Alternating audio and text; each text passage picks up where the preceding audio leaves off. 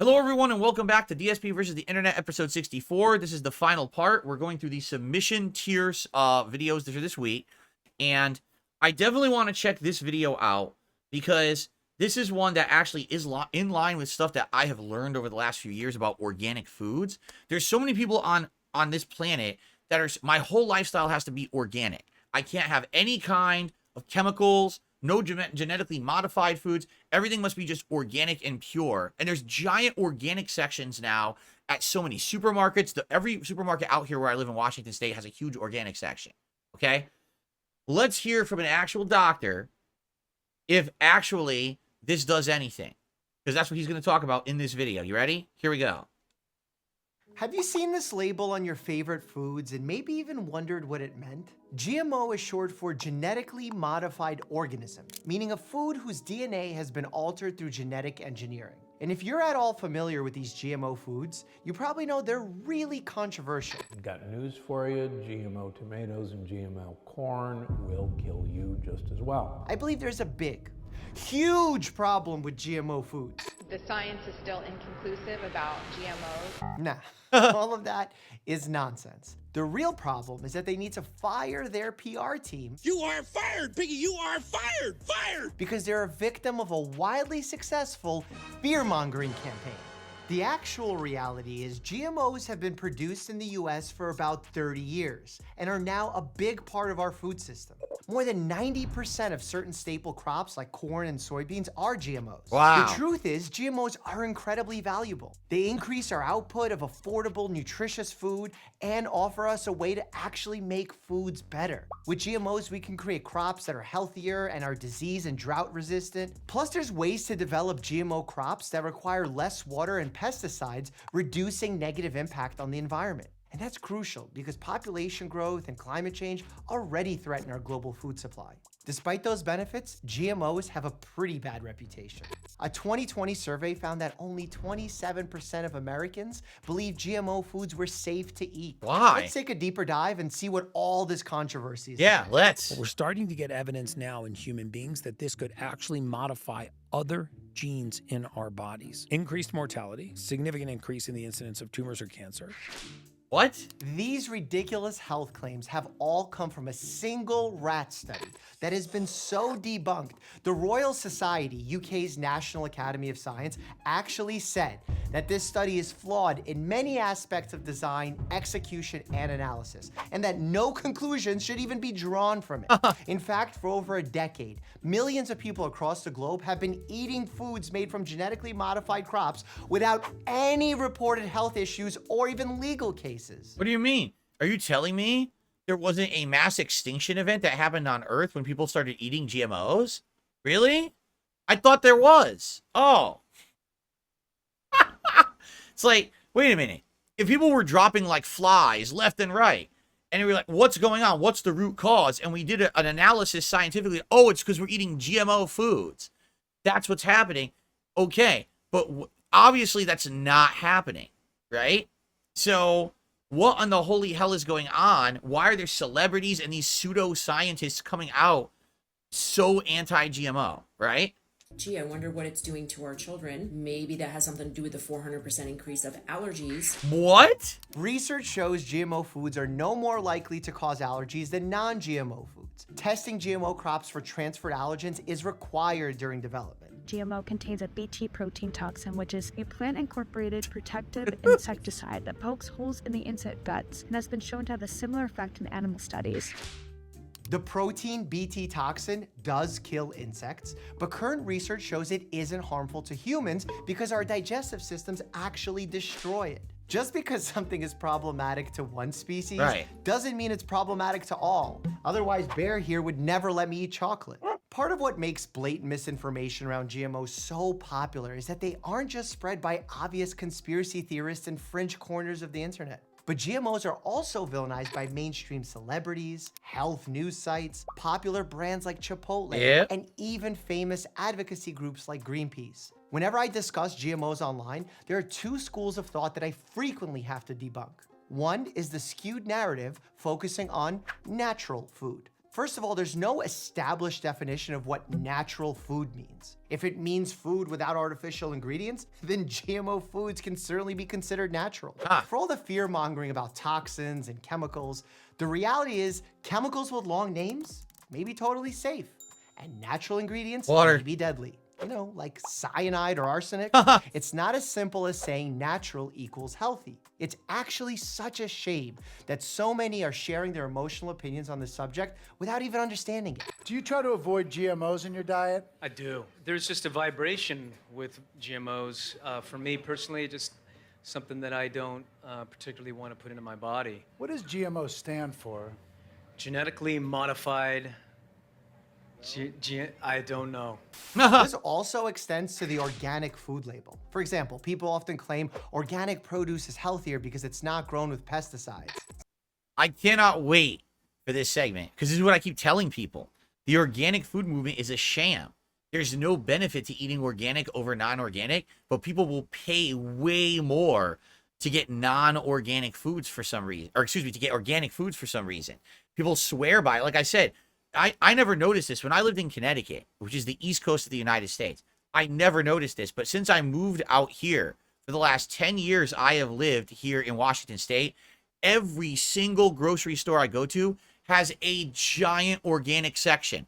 Produce, baked goods, grains, all kinds of things. They'll say, oh, no GMOs, no chemicals, nothing, organic, organic. There's literally no evidence anywhere on earth to say that the organic product is better than the non-organic, but people are paying a premium price for these products for some reason. So let's see what he has to say about it. It's not true though. Organic farmers still use pesticides. They're just the organic kind. And because organic pesticides aren't as tailored to specific bugs, farmers typically need to spray more of them. On the other hand, GMO crops can be engineered to be pest resistant, so farmers can use less pesticides or in some cases, none at all. Look at that. I gotta emphasize this. If consuming fewer pesticides is your goal, then maybe reaching for the GMO might be your best bet. Wow. The other flawed narrative is the belief that genetic engineering is some sort of evil new technology. It's alive! It's alive! It's alive! While science has evolved and there are many new genetic engineering techniques, farmers have practiced selective breeding for most of history, just in very low-tech ways. They'd save the best seeds from a harvest to improve future ones, or they'd cross-pollinate two varieties of a plant, randomly mixing together all of their genes. Take corn. Ears of corn were originally much, much smaller. Only after a few hundred years of selective breeding, corn became what it is today. Broccoli, bananas, apples, all have similar stories. These crops were genetically modified, just not in a science-y, evil-looking lab.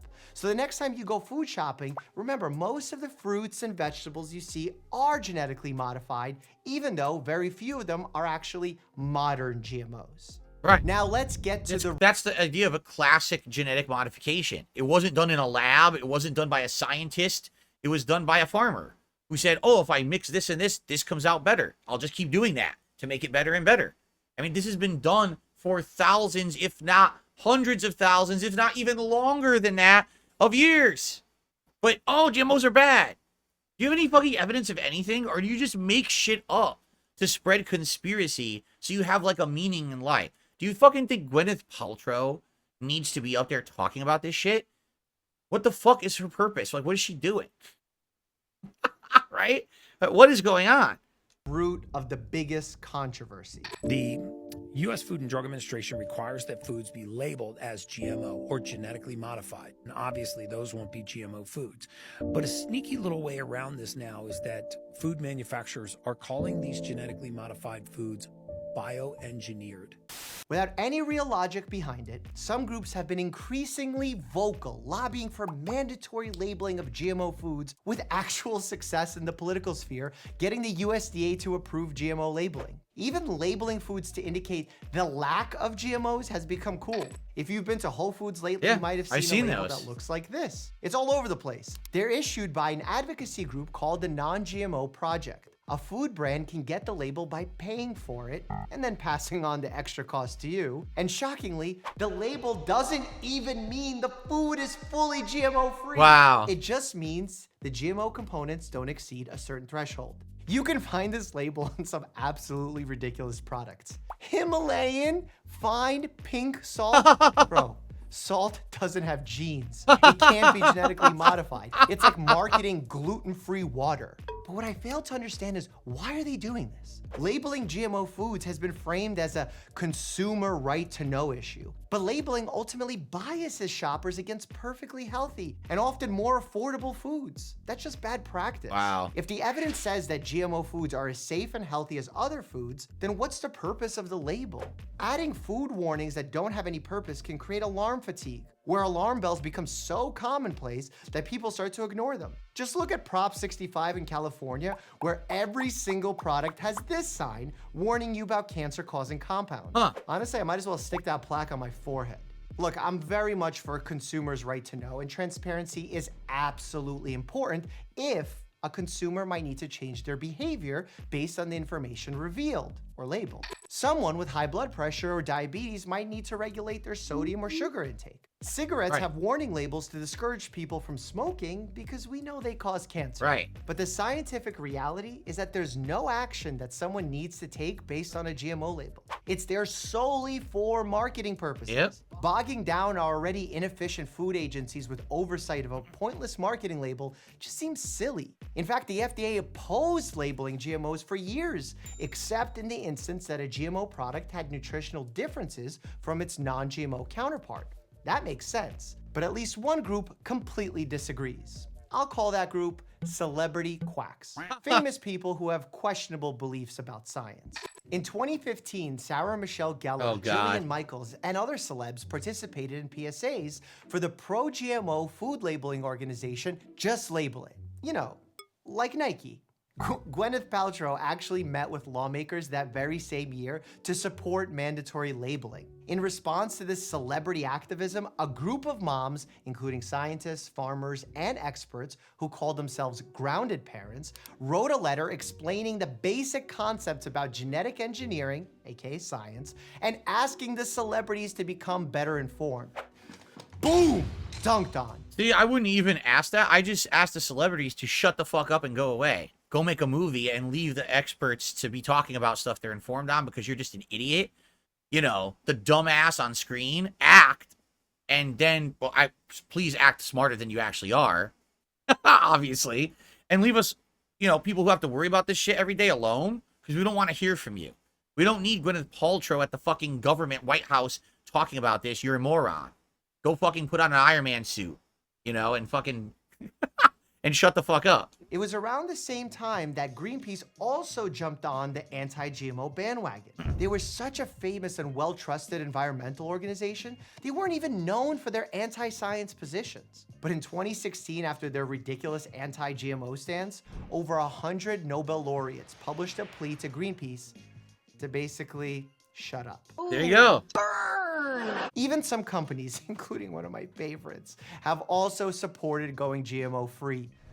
Chipotle announced in 2015 that it was going GMO free. Morons. And then hung only non-GMO ingredient signs across its stores. 3 years later, it became the target of a class action lawsuit when customers claimed those non-GMO signs were misleading because Chipotle's meat and dairy products came from animals who'd been fed GMO crops. Wow. All in the name of transparency, Oops. right? What's particularly frustrating here is that widespread public distrust hasn't always been a problem for GMOs. Back in 1994, the Flavor Saver tomato became the first GMO crop to be sold in stores. Its release was a widely celebrated news event.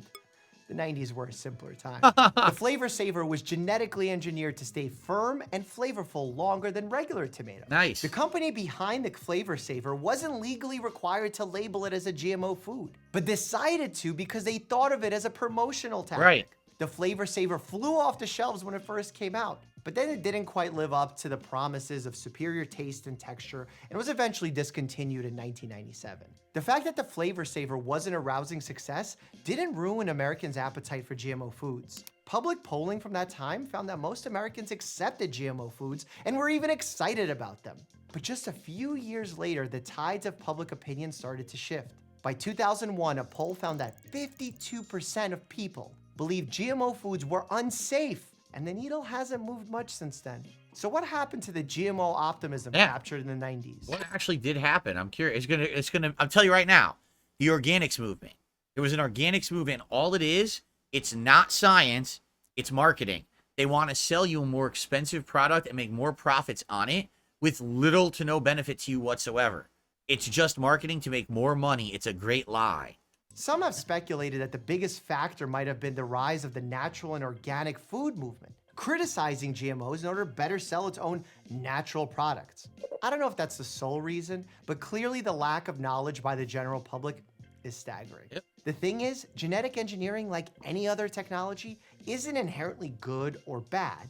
It's just a tool, and their benefits or harms lie in their use. And don't get me wrong, genetic engineering can go wrong, and there's certainly risks, especially if it's not regulated properly. That's why careful oversight is a must. And unlike supplements, GMOs are regulated, and the rules have only tightened over time. Wow, The look at that. FDA, They're USDA, safe. and EPA share responsibility to make sure GMOs meet food safety standards. Every GMO crop should be and is tested rigorously before being approved for commercial use. Certain ones even have targeted benefits. Golden rice is engineered to combat vitamin A deficiency, the leading global cause of blindness in children. Arctic apples don't turn brown, reducing food waste. There's even a GMO potato engineered to have less of a chemical called acrylamide, which is suspected to increase cancer risk. Wow. So here's where I have to ask you. Is there a path towards renewed public trust and excitement in GMOs? Well, numerous studies have actually found a link between people having accurate scientific info on GMOs and having positive attitudes towards them. Those scientists actually concluded it seems that they only need to be exposed to a little bit of accurate information to alter their opinions. Right. So Well, hopefully now you got. So turn off the nonsense. When a celebrity that is just a fucking celebrity for being an actor or something tries to fucking give you some kind of informed opinion about something, say, shut the fuck up, leave us alone, don't talk to us. Go back to your ivory tower, your fucking mansion where you live, because you don't know what the fuck you're speaking of, and all you're doing is misinforming people who like your acting. Seriously. We have a little bit of time left for one or two more videos, and I'm wondering what we should squeeze in here. How about this? When a lion cub won't listen to mom. This is a perfect Mother's Day video. Yeah, you're in trouble. Don't play too much near the water. Crocodiles and things, you are being moved now. Oh. Simba getting slapped around by his mom. What was her name? I forgot his mom's name. Nafriti or something like that? That's too much. Don't spend too much time around water. You don't know about crocodiles yet, young one. But Mom, I know everything. He's going back. She just told him no. He went back.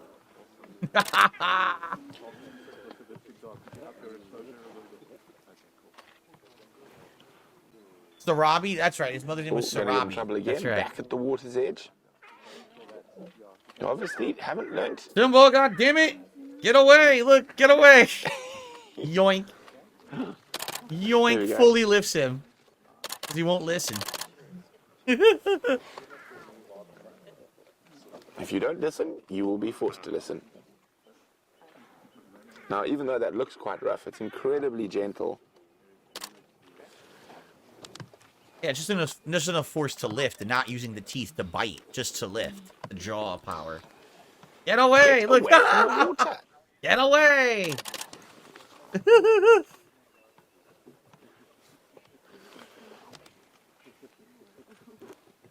Those are all the lionesses. All the lionesses and their cubs.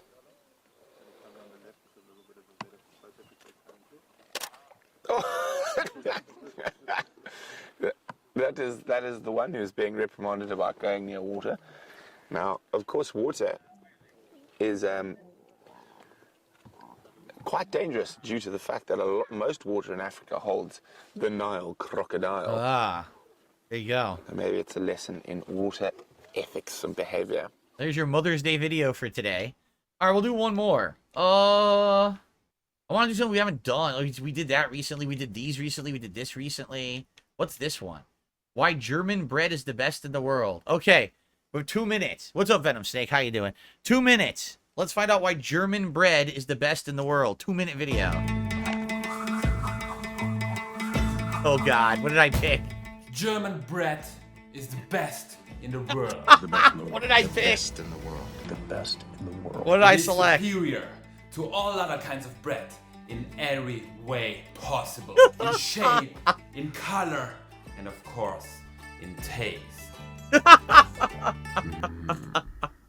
German bread is hard from the outside, but soft from the inside. No other bread Like all is Germans. as nutritious. It has seeds from all kinds of plants on it, providing you with all the healthy fats you need. Much in contrast to the cheap white bread from France, who proclaim themselves to have the best bread.